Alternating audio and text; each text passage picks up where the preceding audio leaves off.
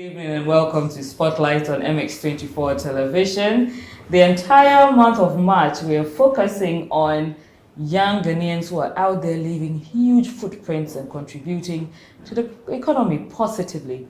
Today, I am going to speak with a very industrious young woman who today happens to be her birthday, and we've chanced upon her over here. She's what I call a young captain of industry. She's been in the food space for a long time. She has a wealth of experience to share and also a lot of knowledge to share about that particular industry. I'm going to be speaking with the CEO of Minan Foods. Have I said it right? Yes.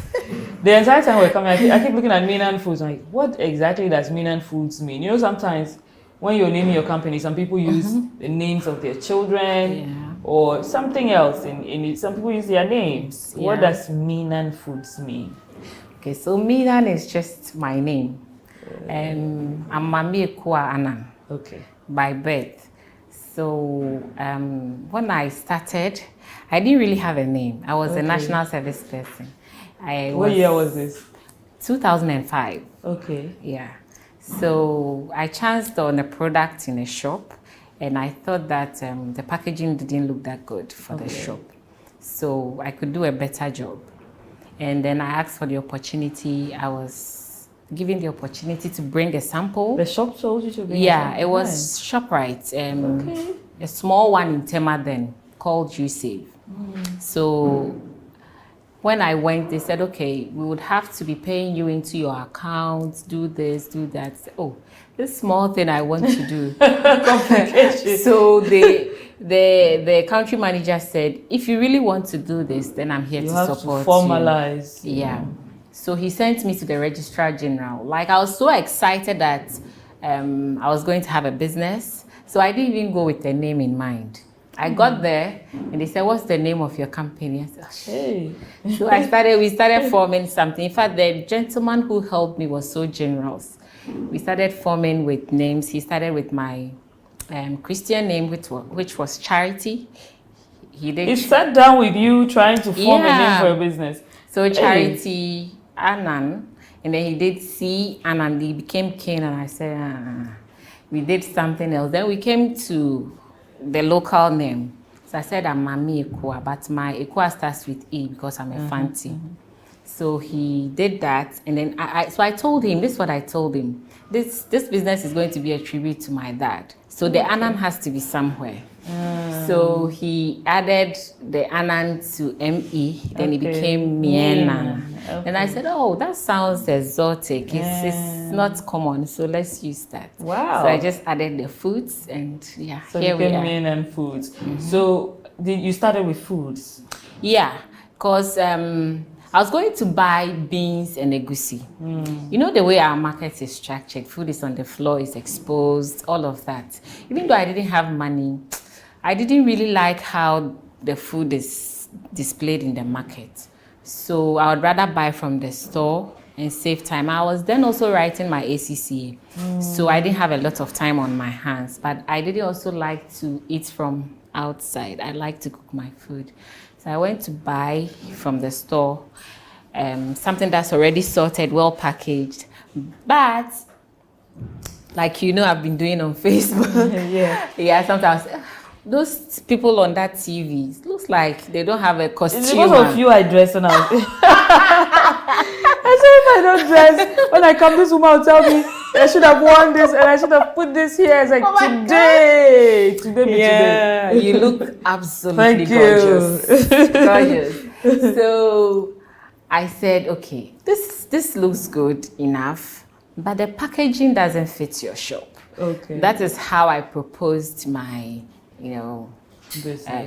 business to the shop manager, and he gave me the chance. Bought into it. Yeah. So what did you start with? I know now you do a lot of eggs. A lot of things. I have almost 32 products now. But when you started, how many products did you have? 4. Okay. Beans, egusi, gari, and I think pepper. I see. Yeah, powdered pepper. Those were the 4 I started with. People usually talk about capital. in business. When you were starting, how much did you start your business with? I can't really tell because I don't remember, but I don't think it was much because then my national service allowance was 175 CDs. Yes, but I would be getting small allowances from the shop, from the company I worked with, because I did my national service at a private company. Chemical I did Limited. too, and usually they will supplement something. Exactly, they'll give you something small. And I have always been in trade, and I think as far back as 9 years, I was putting kube toffee in my backpack to go and sell in school. So I always have some money with me. I can't stay without money. So I think I had some little money, but it wasn't much. I don't think it was up to 300 cedis, but it wasn't much. It wasn't much. So you pushed it forward. When you started, along the line, when did you leave your job to focus on business? It took a long time. When I look back now, I think I stayed way too long. Really? Yeah, because I was there after national service. I did another 10 years before I finally was able to quit. So your business had been running for 10 years before you fully employed yourself? Yes, before I fully employed myself. I was being paid well, per my own standards. I had a few freebies, like free medical care, free that. So it was difficult to leave. Yeah, but I think that if you also want to leave, take all the time you need, because it is not easy when you come and focus full time. Those times I had something to fall on, because sometimes I won't use my salary for a long time. You know, I'm into food, so I get to take some things home. Yes, and then I get a few allowances here and there, so I don't even touch my salary. And when it comes to crunch, then I go and dip my hands into it to come and support the business. I think the other challenge with this is if you leave your job too early, then you're taking too much money out of the business to pay yourself. Exactly. And you are undercutting yourself. Exactly. So you cannot invest and then expand. Yeah. So take all the time you need, because there are shocks in business. You know, there are some you can never foresee, even if you have been there. But how did you know it was time? Well, you know, when did that moment come where you woke up and thought, okay, it's time for me to leave formal employment and focus on my business full time? You have to plan your exit. I did that for a long time, but it was still very difficult. But one day, I think I was pregnant with my second born. A gentleman I employed stole like 17,000 within 3 months. And my business was cities from you. Yes, my business was running like nothing has happened. So when I finally found out, because I was an accountant, I was also doing my accounts by myself. But you know, the first trimester of pregnancy is difficult. So sometimes I'm not able to sit up and check everything. So one day I sat up and did it and realized that he's stolen so much. So I said, if somebody can take 17,000 and my business will run, then it's better I come. Stronger than you think it is. Exactly. Better I come and run it and pay myself well, and then I can take care of all these things so it doesn't happen. Talking about stealing, a lot of industrious people complain about this. People with businesses are always complaining. The major issue is people are stealing their money, stealing their products. How do you manage that kind of situation? How do you avoid it in business? Can you even avoid it? Exactly what I was going to say. Not completely, but what I'm learning to do. I still don't have my hands on it completely. What I'm learning to do is to learn from each process. You know, each system you put in place was put there by a human being. Definitely, a human being can also decode that and find another way of stealing. So if they stole through this door today and you found a way of closing that door, they'll look for another way. Sometimes they won't put it in their bag again. They will now have to connive with the driver and put something in his car when he's going up and drop it somewhere for them. So with time, you have to build the systems. Each time something happens, find a solution and then let that become part of the system that you want to build. That's how I'm going by, because no matter what you do, since you are working with human beings, it will still happen. I'm going to come back to the food range you have, because I want to Yeah. find out. You said now you have over 30. Yeah. I want to know which exact foods you're putting out there, where you're stocking, where is it going, where do you make it? Okay, so most of the foods are made here, right where In we this, are in this building. yeah. But this is what we do. Actually, it's quite a big building. Yeah. Honestly, it's huge. Oh. There's a production space, I mean, right in front of us down there. I wish you could see the building in entirety, but we'll be rolling some of the production space on the screen for you to appreciate better the place we are in. But Yeah. So how is it structured? Yeah. Where is what? So this is what we do. Our biggest challenge is finding the right raw material and quality raw material. So we work with smallhold farmers. You don't do the farming yourself? No. We give them some input, sometimes buy forward. Buy forward means you pay them, then they produce for you. Yeah. Sometimes give them technical support, because some of the problems we have at the FDA starts right from the farm. It's not here. So you have to help them to get you the right raw material. Wow. When that is sorted, produce is ready, they will call us. We'll make arrangement to transport it here by ourselves. Or some of them too, we are not able to get the smallhold farmers.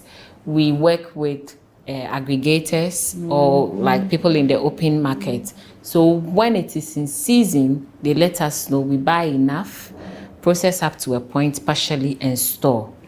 And then as and when we need to take it to the store, we finish the production and package, label it nicely, and take away. So here, mostly what happens is washing, maybe drying, peeling, mailing, all of those happen here, and then And the we packing and package sealing and the also. packing and sealing, yes. And An interesting question my producer was asking: how do you know the expiry date? of the eggs especially. Yes, eggs and the other products that you make. How do Okay, you so tell that? for eggs, I have been privileged to learn a lot with the Ghana Poultry Project and also many other institutions that support small businesses like mine. So we did a project where we had to actually build standards for Ghana. At some point in the business, I wanted to process eggs. In fact, I started. Yeah, so when I was going to do the registration at the FDA, I realized we don't even have a standards for Ghana on eggs. Ghana doesn't have egg standards. So they didn't know what they should even test on for, to even certify it.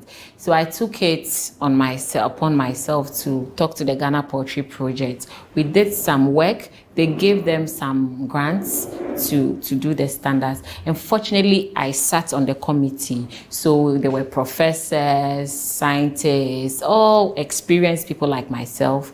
And then we all came to the conclusion that table eggs should last you at least 36 days if it is under regular temperature.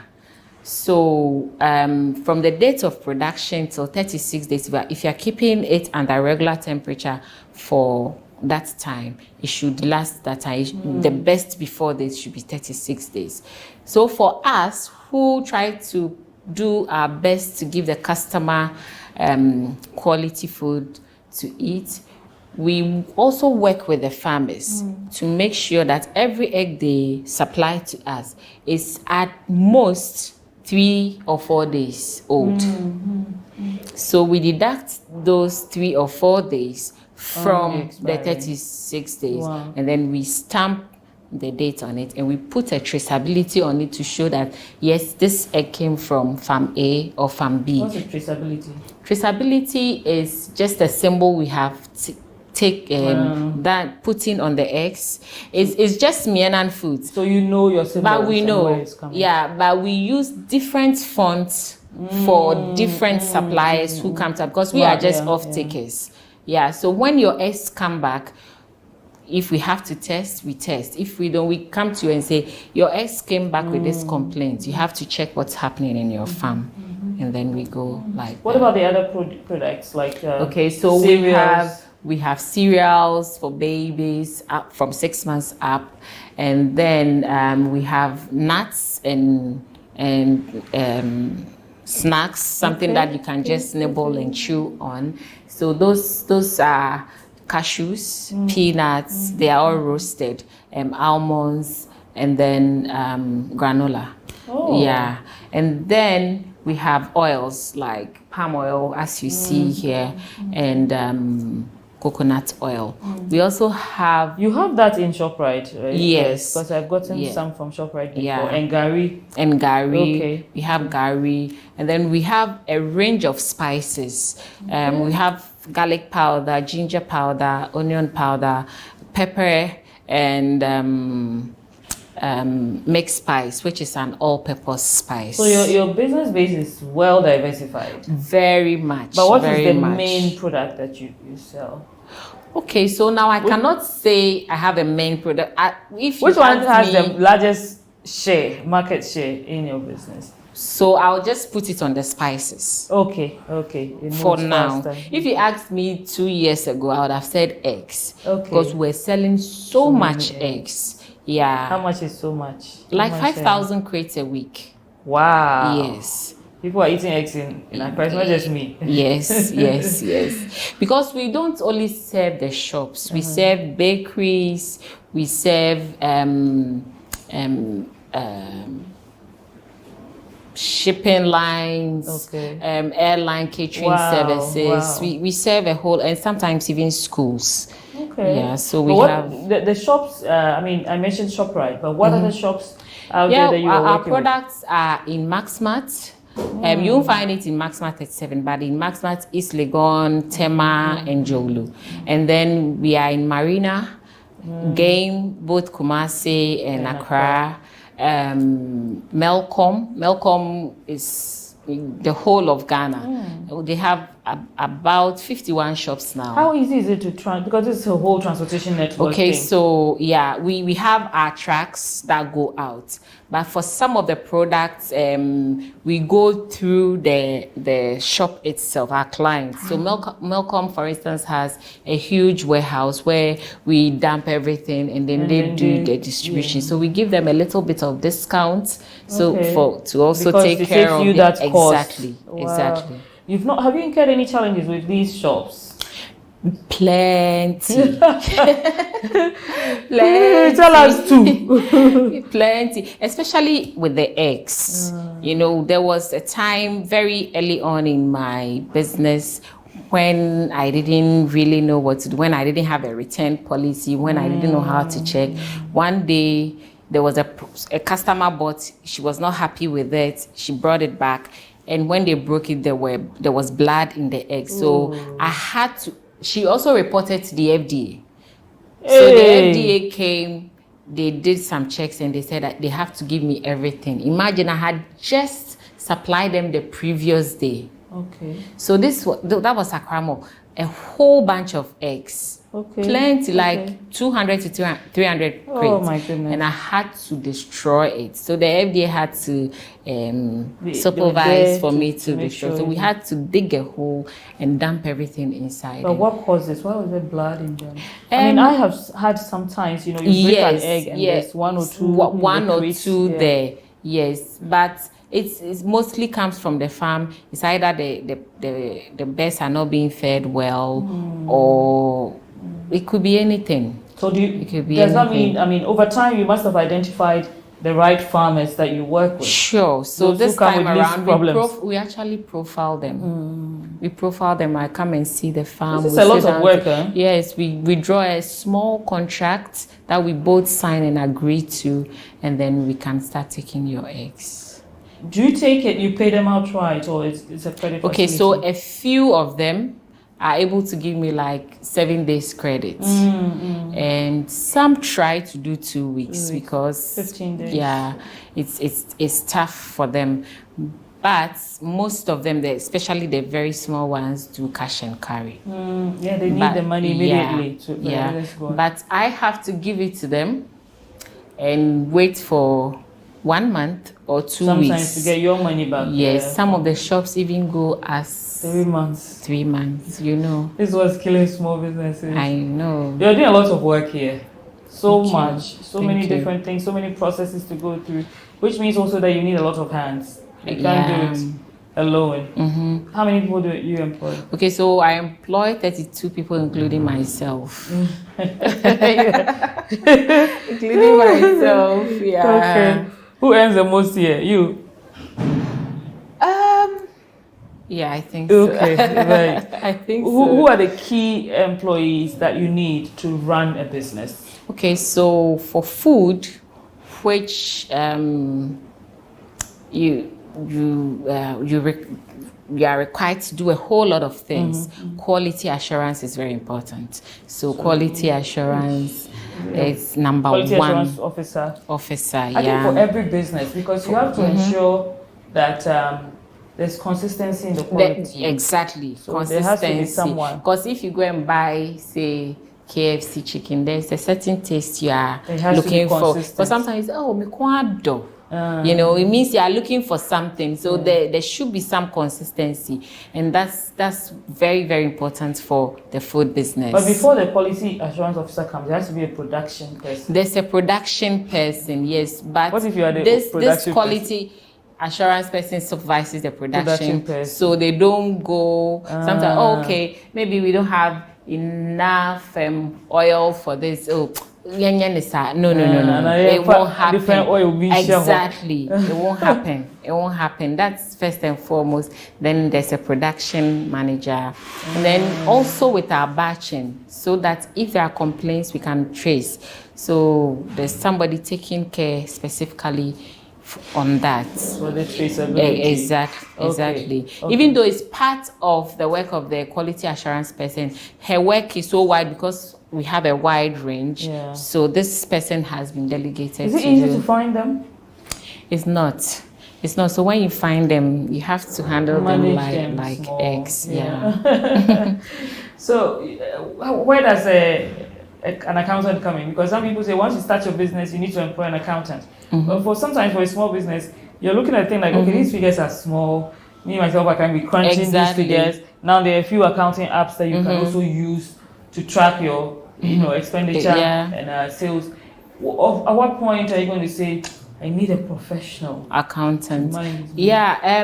I have been fortunate. Bless my mother. She didn't let me do fashion. She pushed me into accountancy at the Polytechnic. And after that, I did ACCA. So I am an accountant. So I could manage from the eagle financial eye. Exactly. But there comes to a time when you have to be audited and do your annual financial account, and you're also doing a whole lot of things, so you need somebody. But even in the beginning, if you cannot employ a full-time accountant, you can outsource it. There are a whole lot of people doing that, so you can outsource it and let them come and help you from time maybe one come and help you with that.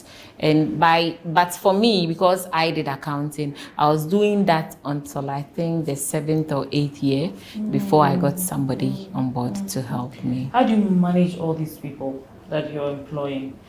You know, because apart from the business problems, now you have human resource problems. Yeah. Because once you start employing all these people, I think the next thing you have to do is employ a human resource person. Yeah. How do you deal with it? It's tough, especially for blue collar jobs, and they are about 80% or even more of the total employment. So it's tough. Getting them to go by systems, getting them to stick to rules is tough. And so sometimes you just have to, as we say, you remove your eyes and be straight, But I try to take interest in their personal issues, because if the person doesn't have a sound mind, they cannot work well. So if you know what's up with them, you can at least be patient with them and get the right support for them to also work well. But it's tough. What I do with the help of my husband, he says, you reward good deeds and punish bad deeds. So if you do not come to work without permission, or you do one of those things that is not permitted here, I'll deduct it from your salary. It's there. It's something everybody knows. Exactly. And when you do well, at first I would maybe add it to your salary, put it in the bank. My husband said, "No, okay, put it in a special envelope, give it to the let him know that this is for a good deed." So that somebody else who is watching, because definitely they'll go and talk. So somebody who also thinks forward will think that, okay, if I also try to be good, then I can earn more. So that's what I do with them, and it works. So I'm thinking this, as the business grows, it gets bigger and bigger. Then you're just one small person in the middle of all that, can I call it chaos? So do you have partners that own the business with you, or you retain ownership throughout? I have given up some bit of it, but those people are not here. They were only interested in supporting me to expand. So I still have to manage, but as you grow, micromanaging the business is tough. So this is what I have done. I worked in the business and I'm now working out of it. I haven't totally weaned myself off being able to work out of it, but I can be somewhere and the business will run on its own. That's the best point for every business. Exactly. You work carrying it with you. Exactly. So if you work in it for at least 2-3 years, because the young ones that are coming with speed, and especially with the advent of social media, we are seeing a lot. In a day, you see so many things, and you want to input all of that in your business. So it becomes a burden for you. But I was fortunate when I started. Social media was not the focus was clear to me, and I did most of the things. Sometimes I'll do delivery. It's not sometimes I did deliveries myself. The last time we're talking about, you have to be the accountant, sometimes even a painter, the mason, everything. You have to have knowledge about things. The marketer, messenger, everything, the accountant, everything. So when you work in it so much so that when somebody is lying to you, you can easily because see you know every corner of the business. This is what I do with my business. Every time I tell my girls, do this particular process, or to pick this from here and do that, and then they come back and say, "Madam, it's not possible." Or, how? I've done it like 100 times. What do you mean it's not possible? And you have to go the extra mile. And sometimes I meet business owners and they say, I laugh at the term CEO. Like chief executive officer of which business?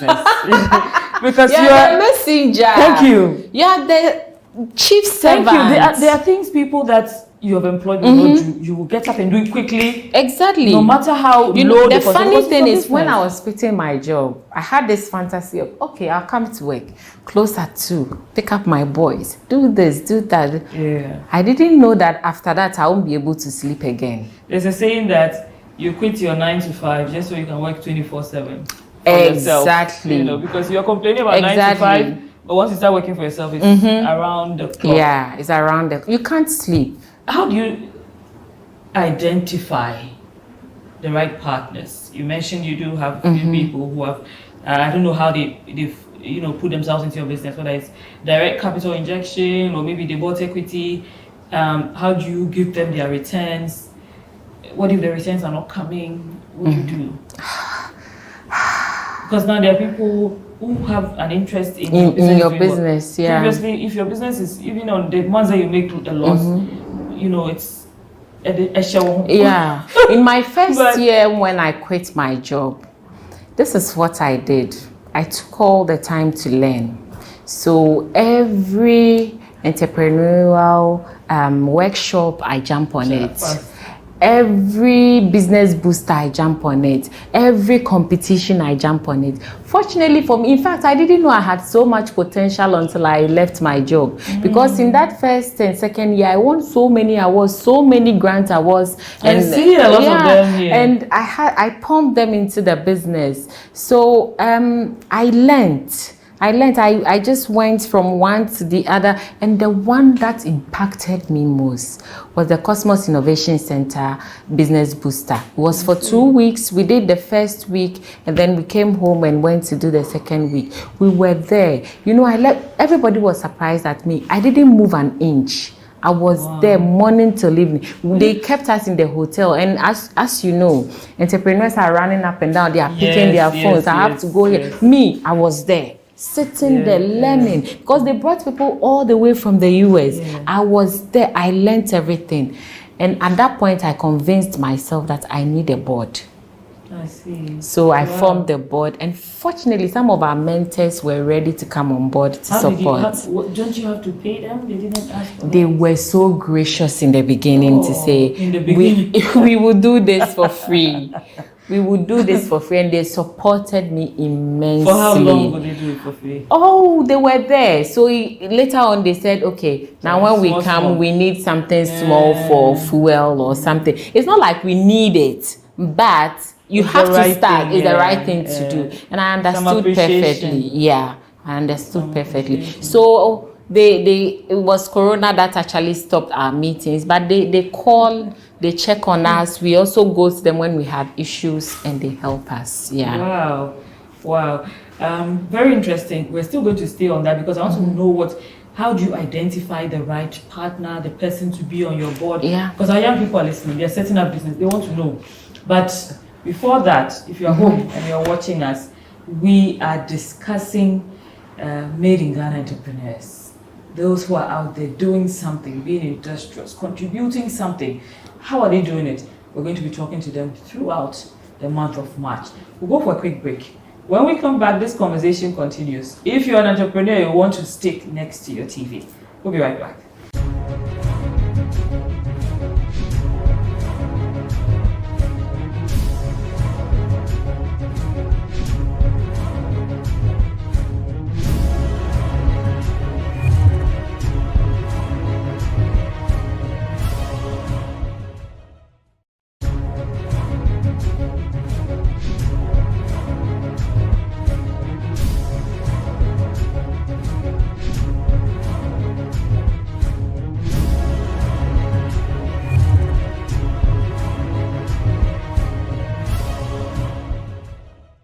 Back to Spotlight. You're still watching MX24 television, your home for fun, fearless, and factual content. I mentioned before that the entire month of March is focused on the Ghanaian experience. We have a hashtag, ExperienceGH. Every time you post a picture, tag us, hashtag us, and we'll be right there interacting with you. We also have another interesting hashtag, Buy Ghana to Grow Ghana. And that's why we're here today, talking to Ghanaian entrepreneurs, and we're speaking with Minan Foods. Before the break, she was telling us, at the point at which she constituted the board for her business, and I just wanted to find out from her, how do you identify that this person will be an asset to your board? How do you identify the right partnership, because you have some partners? Are you able to tell that this person is the right person I should be going into business with, or I should be partnering with? Because not every partner will move you forward. Yeah. How do you decide that? I think you have to be doing a lot of listening. There are a whole lot of people that, as a Christian, I think that God put in our way to help us. And sometimes as entrepreneurs, young entrepreneurs, we think that, okay, I did this, it's my baby, I did it right from the beginning. If I have done it up to this point, I can do it. But you still have to listen. There are people who have gone ahead of you, and what's that when you stand, you can't see. When they sit, they can see. So you just have to listen. Do they have to be people who have been in business before? Not necessarily, but like my board is consisted of, the secretary is my schoolmate. She worked with Ernst & Young, so she has a wealth of experience in accounts and auditing, right? And the corporate world in general. So she supports very well. And she's my best friend, and she has always supported whatever I do. The first time she came here, when I was building, none of my friends knew. So when she got it, she was astonished. What? So she It's a was huge building. very happy to be part of the business. And then when I got into Cosmos, as I told, Cosmos Innovation Center, the mentors they gave us, I grew on some of them, or they grew on me. Okay. They were very helpful, ready to help. So when they came to see, in fact, when I was building all of this, they didn't see. When did you build this place? Like 6 years ago when I started, or 8 years ago when I bought the land, and then I started small. And then when they came, like one of them just said, wow, this is ambitious. Then I know that this person is saying something. So I got closer to know why he was saying it was ambitious. And then he started teaching me on what to do. We would talk at length, politics, social life, family, everything. So I spoke to him, and he was ready to be on the board. My husband has also been of tremendous support. He is like a born teacher. He's a pharmacist by profession, but he's more into human resources and personal coaching. So he has traveled wide. So he has a wealth of experience as well, and he listens to all the nonsense. Does he have an option? Everything is poured on him. Everything I vent on him. So he also listens and gives advice. And now I'm begging him to at least come once a week and come and help us to build the system. Because now I have everything together. I used to have the egg packaging at some other place, at Community One, where I started in a shop, a small shop. And then I became 4 shops. But I've brought all of them here. You saw them. Yeah, so I'm trying to build the system bit by bit, and I need a lot of support. So he's also on the board helping us. And then my big sister gave me some money in the beginning, so she also has a share. She was also part of it. How much share do you retain? I have 85 now. Yeah, and the rest is shared among others. Yeah. When you look at where you started from, oh my God. And he sitting in this office now, tell me the difference in it. Well, I always say to people that if you can see it, you can be it. I had always had in my daydreams seeing myself walking in this corridor to my office, seeing containers here loading stuff to export. So 2 years ago, 3 years ago, before COVID, when we were loading a lot to Europe, like one day I was supervising the loading, and that it just came. The picture just dropped again. You are living what you prayed for. Exactly. So when you can see it, you can be it. But it's also comes with focus, some sacrifices, a lot of work. Yeah. Yeah. And it's a whole lot of difference. It's actually started in my living room. I was living alone then in my living room. Then I rented a small shop in Tema. It cost me 15 cedis a month those days. And then I rented a second one, a third one, and then a fourth one. And we were still building this along the line. I think I moved everybody here about a few months ago. When you start a business, I mean, people look at the face of it and think, oh, she's doing so well. Things look rosy. But it's a two-sided sword. The shocks, the challenges are as hard, sometimes even harder than what the success you see. I mean, I remember a few months ago, one of my worst days, and my business is even still young. I have a small warehouse where I keep almost all my things, because you can't keep everything at home. So one day I woke up and my father had called me so many times, and this is, it's right in my father's house. There's another development. And I finally called him back. He sent me so many videos. I opened the videos. There had been a flood. Oh no. And it had just gone It said your packaging materials. Oh no. And that is a room where I keep a lot of even paper packaging material. And you can imagine, it's all gone. It's all gone. I was looking at the video and I was crying. Oh. But it took a few minutes. I had to pick myself up, shake it off, and move on with it. What next? What was your worst day? All of it prepares you for a bigger challenge ahead. It always does. I didn't have a flood, but somebody left the tap on. And by the time I came, most of the labels were gone.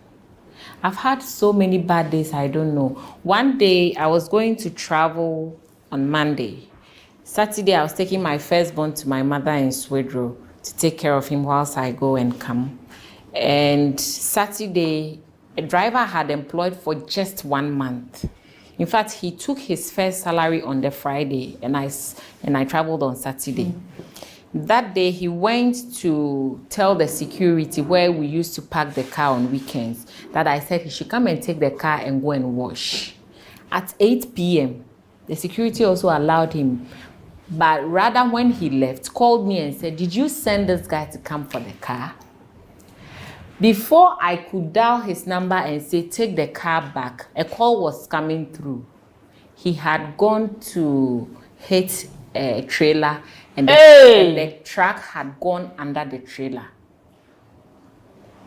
This was a brand new car. That was the only car I bought brand new from Rana Motors.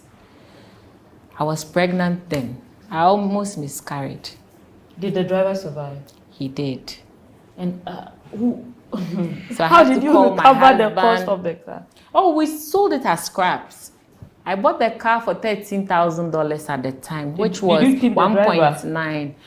He was in the hospital for so long, I even lost track because at some point I couldn't even pay for his bills. I had to take care of my own problems. You were still paying for his hospital bills? Yeah. On an errand you didn't send him? On an errand I didn't send him. Wow. It's one day, just recently, about a year ago, here, you know, when you were coming, even now the road is better. Used to be very bad, and some of the points are waterlogged. There was a flood somewhere. The driver was going, instead of using another route, he thought it was too long. He was going to use that same point. Took the truck, the small truck into there, and it got stuck. He left it there overnight. The next morning, I was coming to work joyfully. I got there. My truck has sunk in the water. Water has gone into the engine everywhere. I cried to get here. Oh. I was in tears till I got here. Wow. There's been many rough days. It's been, sometimes it gets really, really, really rough. During Corona, I sent money to China to make some of my packaging, which I bring from there. The guy squandered the money, didn't do the work. Up till now, I don't have my money. So, and it was a bank loan. Oh! Yes. I struggled to pay that and then took another one. So, it can be tough. There have been so many I can't count. But you cannot give up. You just have to keep going. Are you glad you went into business? Very much. I have no regrets at all. The fact that I have 31 people who depend on me gives me a whole lot of joy. I can show you WhatsApp message. My number, my personal number is still on my product. So sometimes people say, "Oh, your shitter is fantastic." That gives me a lot of good sleep. Your palm oil is... If I went to Farmers Market, I did not get your palm oil. Please, where are you? I want to come there. It gives me a lot of joy. Oh. It's not just the money. It gives me a lot of joy. And being very fashionable, if I get some coins, I also go and spoil myself. I see. I've seen a lot of your pictures on social media. And I look and say, "Hey, this woman, you are giving us pressure." There are lots of them. I mean, some of them you're always dressed up, the shoes, the clothing. Like, hey, if you're going into business, you'd have been a model. I think so. It's not like I think so. I know so. That is what I would have loved to do, and also so for people to wear as well. Oh, okay. But it doesn't have to be it doesn't have to be expensive. You don't have to break the bank to look good, right? Looking good has opened so many doors for me that I wouldn't have been able to open for myself. Sometimes, I remember the first time I walked into the Kuala office. For 5 minutes, they were talking about my dressing. Your skirt is beautiful. Oh. And by the time I said what I wanted to say, the ice had been broken. Oh. So the appearance matters a lot. Matters. You will be addressed how you dress. Tell me about your awards. I've seen so many. I can't even count them. Ah. I said enhancing growth in new enterprises. Yeah. Business plan competition and entrepreneurship development program. That was my very first grant award. No way. I won, I think, £6,000 from TechnoServe. Okay. Yeah, it was. Aid. Yeah, UK sponsored that, and I think Engine. One from Barclays. One from Barclays. Yeah, they've been my bankers for 15 years. Wow. So they appreciated me in 2016. You have one from the Ministry of Food and Agriculture. Yeah, I have won the best district food processor of the year before in 2019. Oh, they gave me a fridge, some radio, Wellington boots, farm tools, a whole lot, and they still support me a lot. Okay. Yeah. Okay. And then certificate for participation. 40 under 40. Oh, nice. You won 40 under 40? Yeah, Agribusiness of the Year. And then I won the Women Inventors and Innovators Awards in London in 2019 as well. So, at what point will you feel that you have reached the peak of your business? What do you want to see that will show you that, yes, this is it. This is Mina Foods? I have come to the point where I live by the day and I leave everything in God's hands. What He wants to do, He should do with me. Because I realize that building castles in the air and chasing all of them doesn't always work for me if it is not God's plan for me. So that's what I do. But yet I have to have dreams. But I need to dream. God plans big for us. Exactly. He knows the plans He has for us. So the day I'll see my tracks lined up, like 50 of them, going all over Ghana, maybe Togo, Nigeria, Africa, all African countries. And I know, yes, God has done it. Oh, yeah. That's a big dream. That's a big dream. But just yesterday, I was listening to some graduation ceremony where Ellen Johnson spoke at, and she said, if you wake up and your dream does not scare you, then you haven't dreamt big enough. It has to be bigger than you. It has to be larger to than scare your life. you. Yes. It has to scare because once you. It shouldn't even end with you. You have a whole legacy to afterwards. live. Yeah. Now, give our viewers, especially the entrepreneurs watching, give us one spirited message. Tell us something. This is what I always tell people when we were talking about challenges. It's not like I'm a doomsday prophet or anything. But I tell you what, in business, there are always going to be shocks. Some will shock you so much so you can't even get up to dress to work. But for me, for some reason, I always find a way of dressing up and putting on my red lipstick and coming to work. Red lipstick committee. Exactly. There's something about it that gives me my Jojo, my 7-year-old, Mommy, where is your lipstick? Where is that thing? Go and put it on. Yeah. So you have to build the business bit by bit. There's no need to rush. There's no need to look at what somebody else is doing. We are all running a different race. So focus on yours. Build the focus and take your time.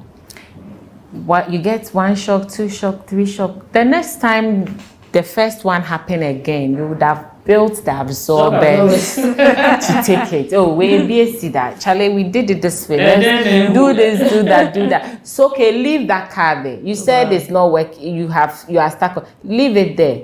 Do we have another car to come? No. Okay, let's call a driver to pick it and then somebody else join to go and continue.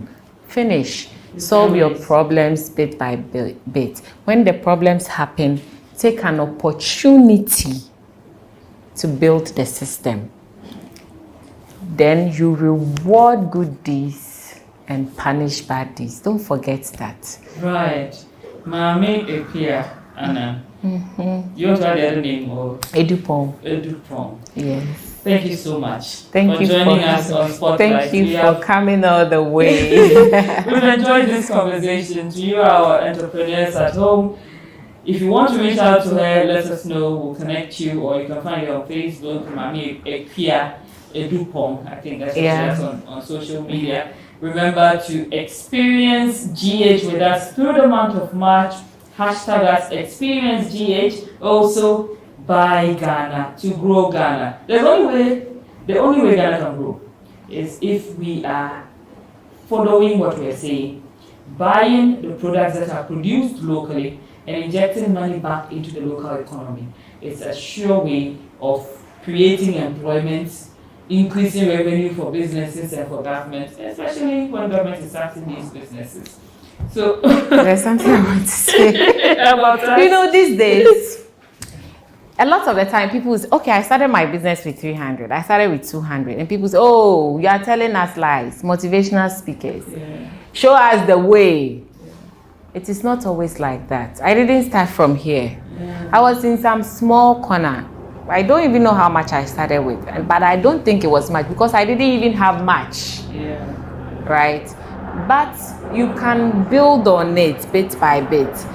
The problem with the ones coming up is that we see nice things a lot on social media. So when we start, we want to have an office and have everything at the same time. No, it doesn't work like that. And also try and appreciate those who have done it, gone the whole 9 miles and achieved their dreams. You cannot attract what you don't like. That's what I have to say. Oh, thank you so much. Thank you so much. I was saying before, hashtag us experience GH on social media. Also, buy Ghana to grow Ghana. My name is Norm Fallon. Thank you for joining us for an evening of relevant conversations on Spotlight on MX24 television. Good evening.